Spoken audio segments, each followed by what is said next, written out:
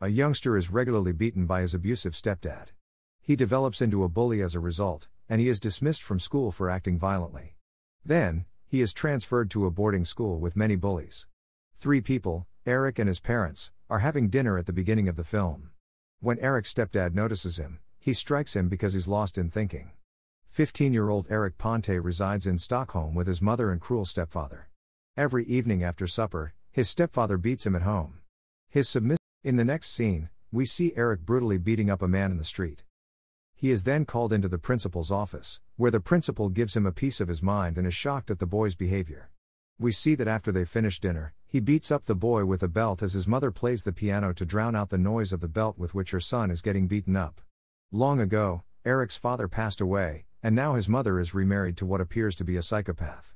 We notice that the lawyer is a friend of Eric's father and that they are selling the family home. Eric is led to a corner where the attorney quizzes him on various violent and theft crimes he was involved in but was able to get away with. The mother of Eric informs him that enough is enough. She explains to him that he will be sent to a boarding school. She begs him to stay out of trouble and finish high school. He learns when he gets to St. Johnsburg that the boarding school is his only chance to finish 5th grade. His new school is a sprawling complex of impressive structures that is far from where he lives. Otto Silverheim approaches Eric as soon as he arrives there. Before bringing Eric to his room, he gives him a brief tour of the school. Pierre Tanguay, Eric's flatmate, greets you. He gives off the impression of being a nerdy kid who prefers to hang out in his room and isn't active in sports. He admits that he would rather stay in his room and read. He is a wealthy businessman's son. After watching a movie together, the boys go out to eat. Eric must go through a few processes at supper that he is obviously not accustomed to, such as saying a prayer before beginning to eat. Another person who is in Eric's class and whose name is Johan is introduced. We can see that the seating is arranged according to various socioeconomic classes. In this environment, discipline is a must. Eric's neighbor uses foul words, and he receives a quick reprimand. He is forced to stand in front of everyone in the hallway after being struck in the head by a classmate for using foul words.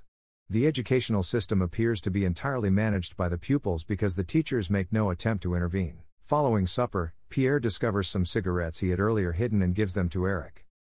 Eric tells the child that he truly wants to strive and succeed because his mother begged him to finish school the following day, while the boy goes on to describe the laws of punishment at the school. He is given the choice of immediate punishment or weekend detention. Eric is sent to custody, and Johan is immediately disciplined. Then, as Eric enters the school pool in his swimsuit, the lads there inform him that he is not permitted to swim there unless he is a member of the school team.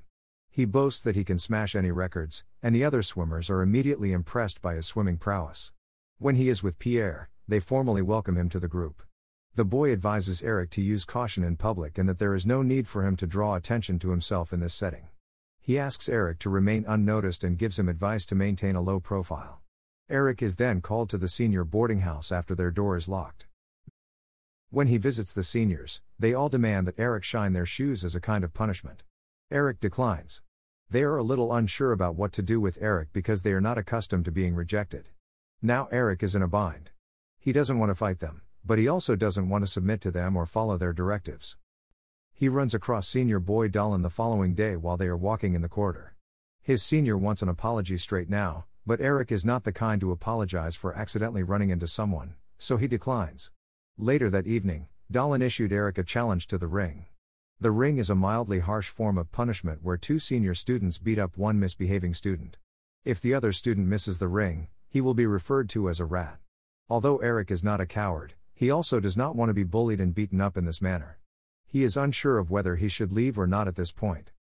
He makes a call to his mother, and after speaking with her, he decides not to go outside. As a result, everyone at school starts calling him a rat. A group of senior students eventually enters the room and begins looking about. They scatter their belongings over the room and create a mess. Eric's coach, Mr. Berg, informs him the following day that he is a highly talented swimmer and has what it takes to win the swimming competition after Eric exits the pool following a swim. The student council then calls Eric in to discuss the wrongdoings he has committed at his new school thus far. He is called disrespectful since he hasn't been following the seniors' instructions, and they add that he keeps receiving additional detentions.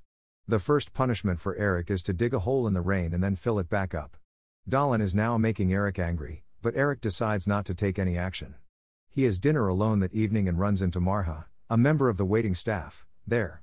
Eric is treated nicely by the girl, and they have a pleasant conversation. When Eric first arrived at the school, Pierre told him not to speak with the teachers or he would be expelled. Then comes the weekend when everyone else goes home, but Eric is barred from doing so since he is being punished by the student council. That evening, he goes to eat dinner. He runs across Marha again while by himself. Later that evening, the girl invites him for a stroll. Eric then made a threat, saying that the student council was going to attack him and humiliate him. Later that evening, Eric makes the decision to defend himself against the student council. When the knocking on his door begins, he is prepared in his chamber. Even if he doesn't open the door, they succeed in doing so and pour a pail of toilet water into his room. His room begins to smell awful, and water begins to spill all over the place. Eric makes the decision to impart a lesson to these students. In order to meet with the student council, he now fills a bucket with toilet water and goes to the dorm. He enters Otto and Dahlon's room undetected while holding a bucket of toilet water. They are already asleep when he enters the room, so he pours the filthy water on Otto's head and leaves. They are now unable to establish Eric's guilt for dousing them in filth. Eric, on the other hand, ridicules and belittles Otto the following day. At mealtime, Otto has lost his cool. When everyone is in the dining hall, Otto begins to severely beat Eric's face. The girl from the staff, Marha, can't help herself as everyone watches. When she witnesses Eric getting beaten up like that, she attempts to remain silent but ends up shouting. One of the guys speaks up when the teachers notice that things are getting out of hand. Eric is determined to win the swimming competition as it draws near, but he soon finds that he must defeat the current school champion, who also happens to be the son of the school's most significant donor. His fair and devoted swim instructor reassures him that it is a matter of honor and that he must not lose, despite the fact that he is aware that losing would make him an even bigger target. When the swim coach announces Eric's victories, other 6th graders cynically applaud, humiliating him for breaking numerous school records. Eric returns home with both a swimming title and a solid grade. Eric returns to the school with a Christmas gift for Pierre, and Pierre offers him a law book as a gift because he previously told him that he wanted to be a lawyer. His mother welcomes him and so does his father, but with a cane as he continues to beat up Eric. The student council now targets Pierre. They try to provoke him in the hall, and then they summon him to the student council. Pierre comes back to his room and tells Eric that he faces 3 weeks of detention for absolutely nothing. The senior students then come to the room and start creating a mess again. They harass Pierre, and one of them pees directly on his bed. He goes to his coach and tells him that he does not want to see him anymore. He then goes to Marha and tells him that she does not want to see him anymore because she could lose her job or Eric could get expelled. Eric leaves the swimming team because he believes this will save his friend from the relentless bullying, but that doesn't seem to be enough. A while later, Eric has been called up to the council president's room, where Pierre has been made to strip and Dahlon and threatens to put a cigarette out on his chest, but Eric volunteers instead and unflinchingly endures the pain, seeing that he did not even flinch. Otto gets even more frustrated and tells Pierre to attend the ring tomorrow. He then goes on to shout at Eric, saying that all of this could have been avoided had he not gone against the rules. The next day, Pierre says that he wants to go to the ring because he is not a coward, he wants to stand up to the bullies, despite Eric telling him not to go. Pierre, as Eric watches, his blood boils at the sight of his friend getting beaten up like that, but he is unable to do anything. Eric is ambushed when walking back from detention. They tie him to the ground, pour boiling water over him, followed by cold water, and leave him outside to freeze. Marha notices that he is tied there and releases him before bringing him to her room, where she cares for him as they both lie in bed. They share a beautiful romantic moment by kissing. Eric discovers that Pierre has permanently departed the school as he returns to his room. Eric is now resentful and enraged. He approaches Otto and Dahlon and issues a 1-hour battle challenge.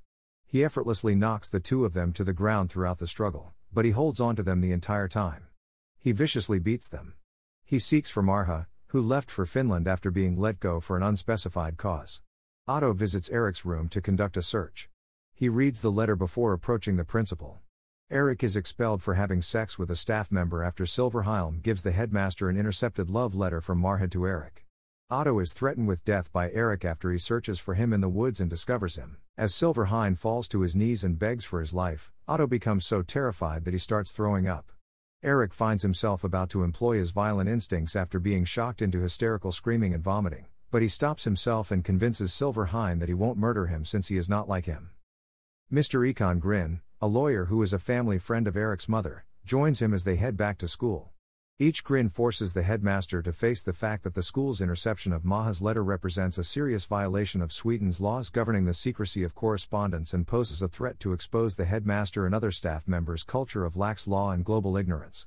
The school year ends, and Eric returns home to find his mother has been beaten by his stepfather. He tells his mother, who is in shock, that it is the last time there will be violence in the household, and closes the door behind himself as he prepares to exact revenge for years of violence. Eric is then reinstated, given back the letter from Marha, and allowed to finish his last semester in relative peace.